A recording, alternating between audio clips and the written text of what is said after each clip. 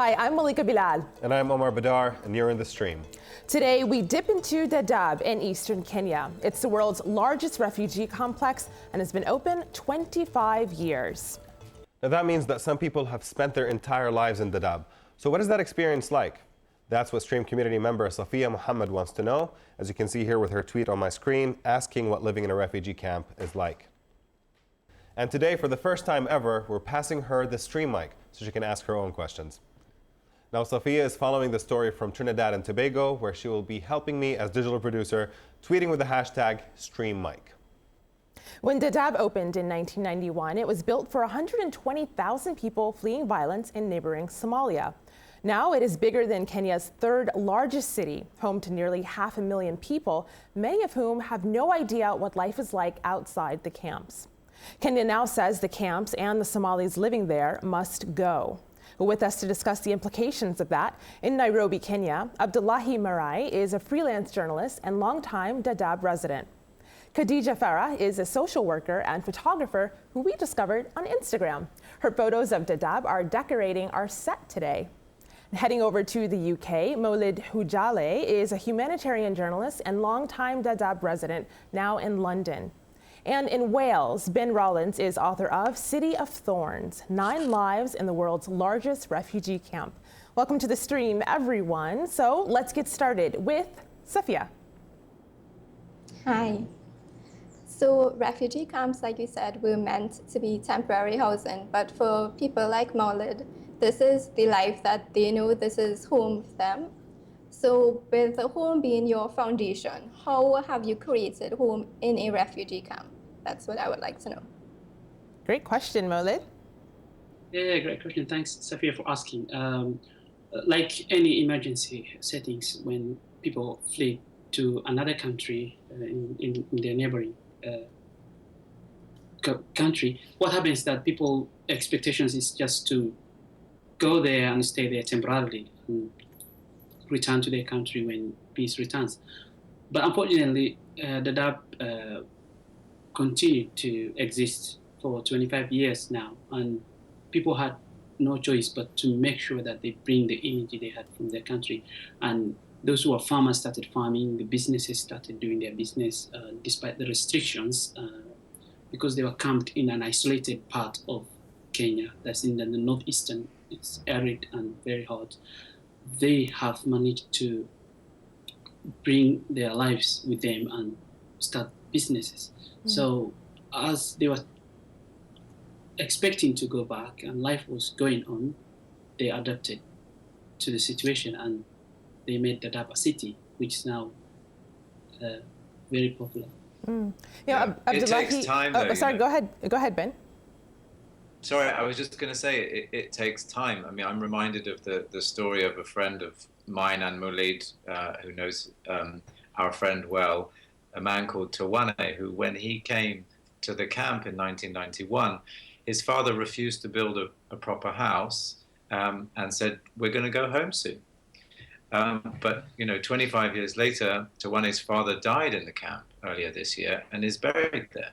And that means now that, of course, as Tawane and his brothers and sisters have all grown up there, they don't remember Somalia at all. So this camp is home for them, whether they like it or not. It's not really a question, perhaps, as Safiya said, of how do you make it home. It's just become home because of the period of time. So we have people who are commenting about what life is like in the camp. We have a prolific writer who sent us some tweets, Asad Hussein, who says, to understand life in Dadaab, imagine a long, endless night, being lost in a great empty desert with no one to send a search party. You can't work, you can't travel, you can't build. You breathe, but you can't dream. You are alive and dead both. You are human and not. Abdullahi, this tends to paint a pretty bleak picture of what life in the camp is like. What was your experience? One thing you notice about Dadaab is that many people think Dadaab as just nothing, but actually it was supposed to be just a temporary camp that was meant for 990,000 people, but that was never to be. It has been prolonged. It is 25 years down the line, but people still have a hope, feel like, hey, we're not going to stay here for so long. There's this notion that this crisis will come into an end one day.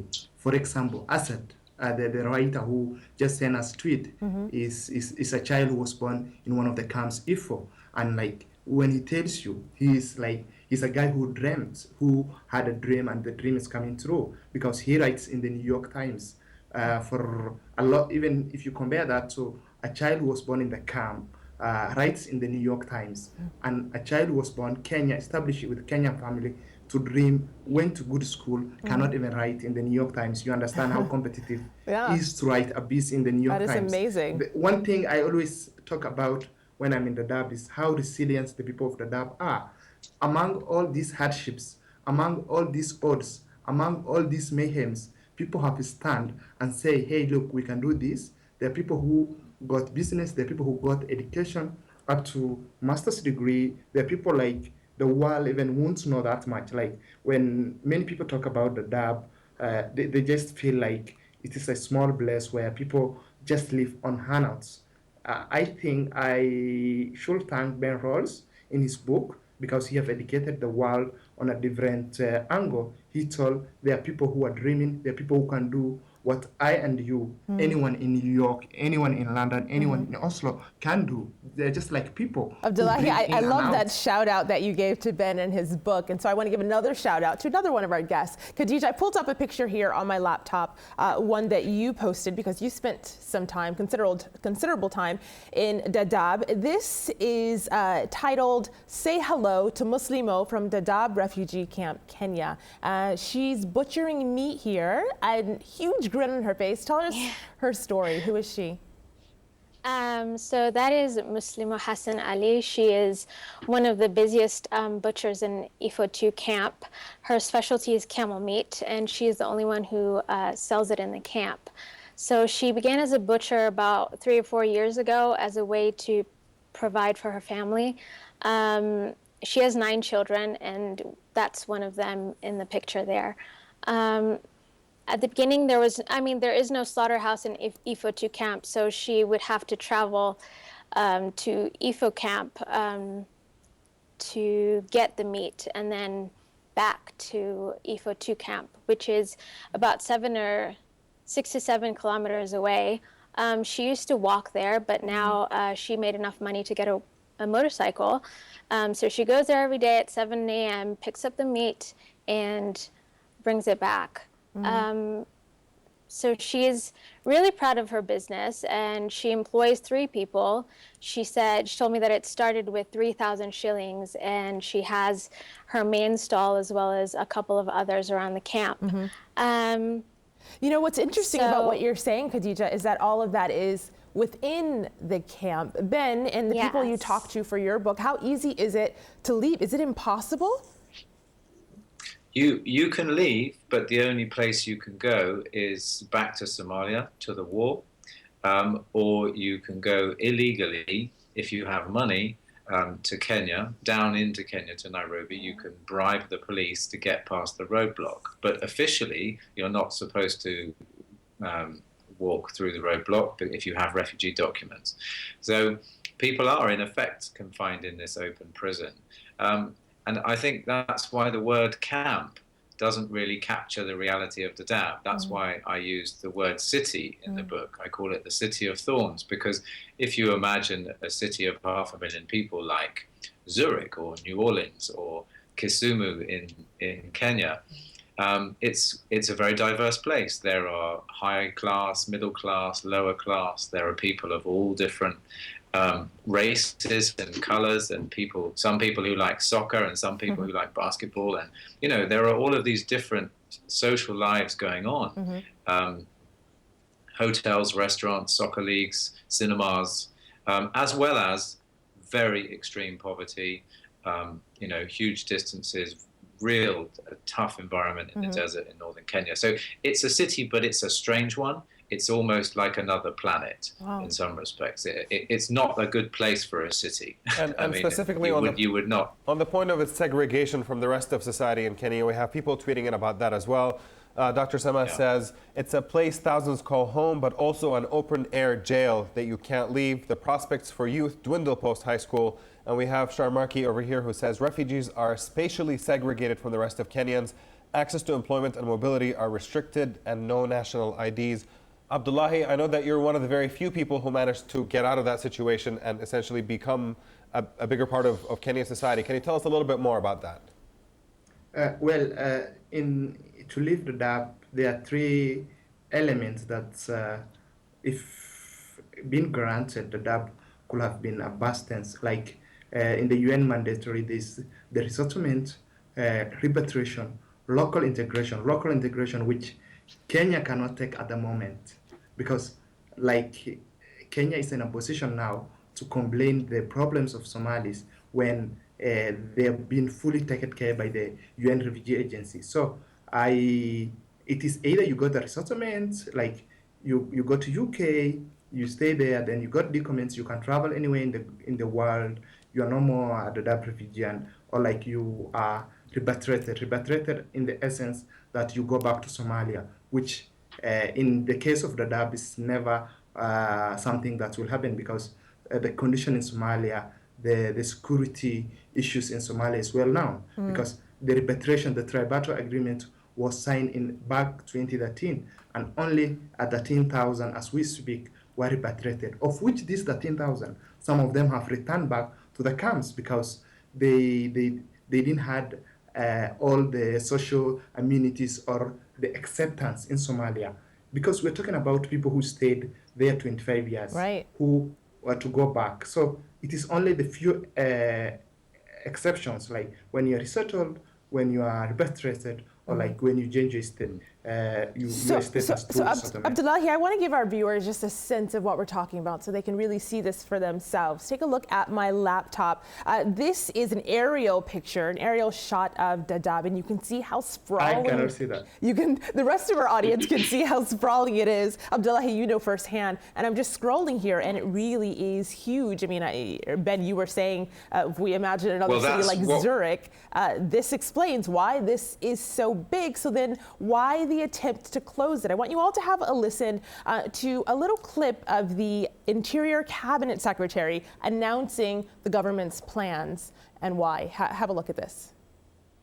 There comes a time when we must think primarily about the security of our people. Ladies and gentlemen, that time is now. The camps are now completely overcrowded. They are built for far less numbers, and the international community has never moved to address this. The environmental impact has been disastrous for host communities. So Maulid, this isn't the first time the government has said, we want to close this, we're going to close this. Why the repeated announcements of closures? Well, it's more political than humanitarian at this moment, because it's quite strange to hear the cabinet minister saying that the international community has never come to. I don't know if he meant to say has never come to bring durable solution. Yes, the international community failed to bring durable solution to the Dadaab people.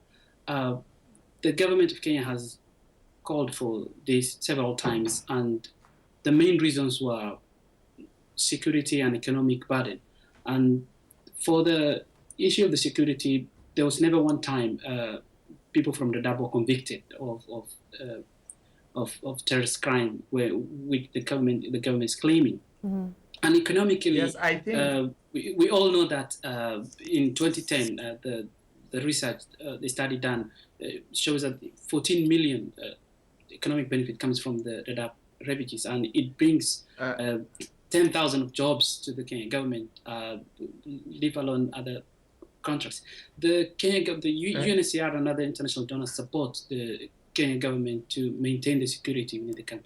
The police that patrol the camps are all paid by UNHCR. Of course, I understand there could be environmental impact of it, but Maulid, it sounds like Abdullahi has a question for you. Yes, Abdullahi. It's not a question, but just a comment.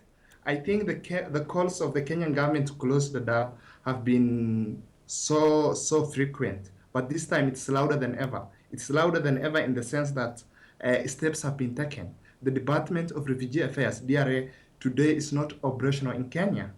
The government of Kenya have called for 1 billion Kenyan shilling that they said they have this budget to close the dam. Yeah, but it's not logistically In one way, possible. they're bringing out a claims. Of course, I don't support the claims that the trilateral agreement was done in 2013. Look, UNHCR have not been doing their best, but I don't think the UN refugee agencies can do anything more than that, because like the voluntary repatriation should be absolutely voluntary, in the essence that the person should voluntarily come out to the field offices in the 5 camps and say, hey, I want to go. People are not coming. Literally, I think the UN cannot go with their lorries and the cars and push out these people from Ifo to Dagahale, Ifo, But on the Hagadera, or security Tandios. thing, we have people who are debating the security question in particular in our online community. We have Serial Killa over here who says it's not a home. The camp is not a home for terrorists, as the Kenyan government would have everyone believe. Bruce responds to him saying, "Can you be 100% certain?" Then Serial responds again saying, "There is never 100% certainty to anything. I could be a terrorist too, but by and large, honest people live here." Ben, I know you wanted to jump in, but what is your sense? Is there a legitimate security concern when it comes to the camp, or is it pure speculation that there is a security concern there? It's nonsense, plain and simple. This is speculation, politically driven speculation. There are, of course, al-Shabaab presence in the camp because it's on the main road between Somalia and Nairobi. People pass through the camp. But there is a much bigger problem in Nairobi, in Garissa, in cities in Kenya than there is in Dadaab. So this attempt to smear Dadaab, to blame all of Kenya's extremist problems on refugees is very unfair, I think, and not true, and politically motivated. What it does for the Kenyan government is it gives it some sort of leverage so that it can ask for military contracts, for diplomatic favors from the West. So refugees are being used as a bargaining chip here. I think that this is the reason that they're much more serious this time is because we've had this big deal with Turkey, between the European Union and Turkey, where Turkey gets 6 billion euros for hosting refugees, and Kenya wants some of that action. Interesting. Khadija? I also think it negates the efforts that refugees have made to protect their own to protect Dadaab itself, because a lot of times the tips that the police or the KDF get are from these refugees. So, and the KDF, can you describe that? Kenyan Defense Forces. Okay. They're the Kenyan military. So I believe that to say that it's a threat is not really correct. And also in 2011, 2012, there were regular bombings in Dadaab. So if they didn't close the camp because of those, I'm not really sure why they would close it now when it's relatively quiet and there's not really anything going on. Refugees are also victims, like if I may come in here. In 2012 and 2011, when the bombs happened in the camps, there was a lot of crackdown by the Kenya security forces, and refugees were beaten. The Dadaab refugees stepped up to help the government to maintain security. I remember writing about many refugees who volunteered to work with the government to keep the security were killed. So it was like the refugees were caught between a rock and a hard place, where at one point the Al-Shabaab or who's ever disturbing the security is blaming the refugees for collaborating with the government and the government not being friendly with them.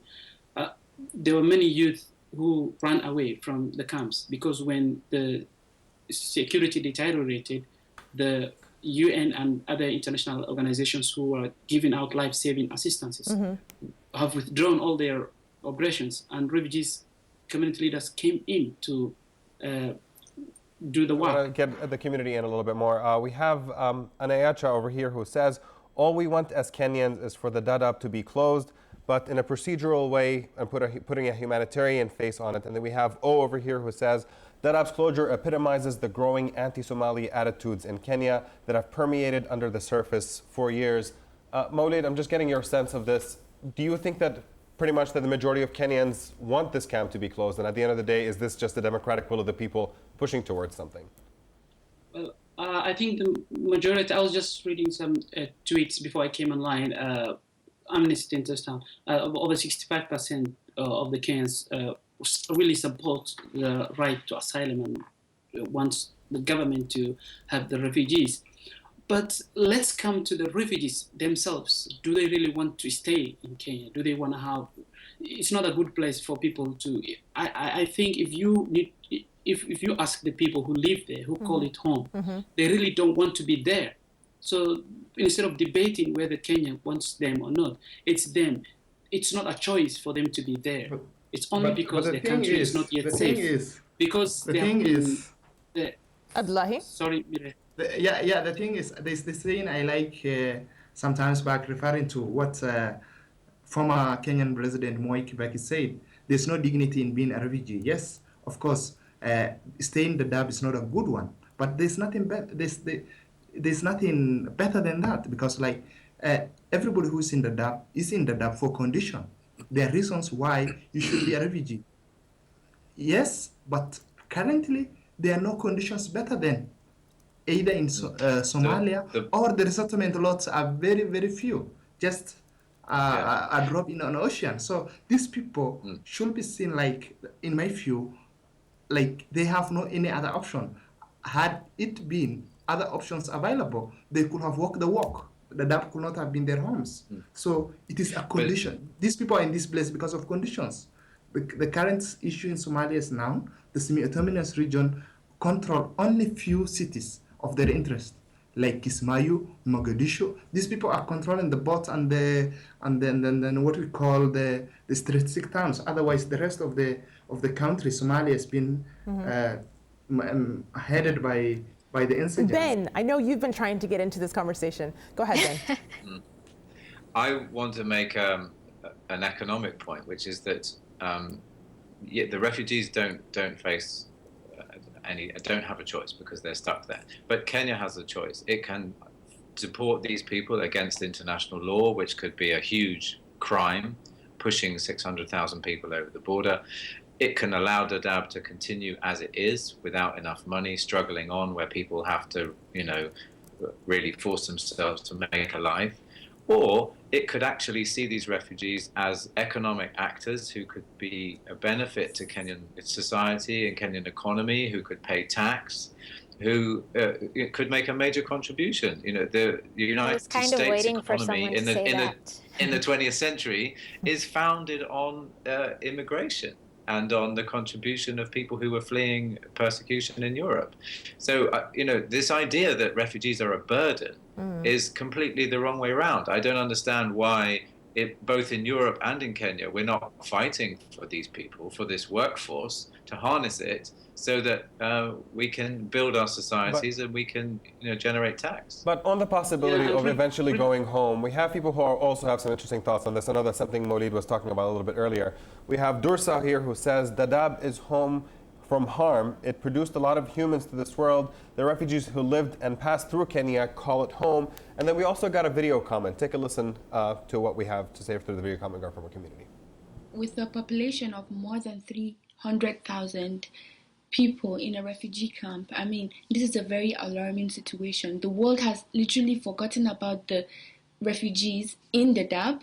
There are people who have lived there for more than 25 years. They have given birth to a lot of people there. Where are they from? How do we categorize their nationality? Are they from Kenya, or are they from Somalia, or are they from Ethiopia?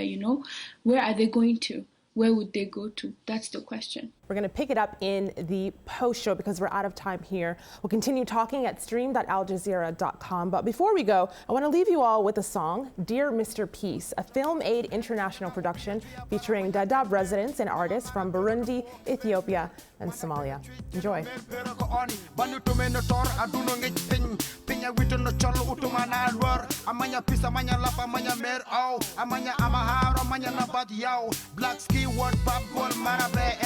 Naro en kido margi nyota mer ana budi jiu unaga kulpi anwe bodo ko kemer ne jure lamge bonjia c'est que je vais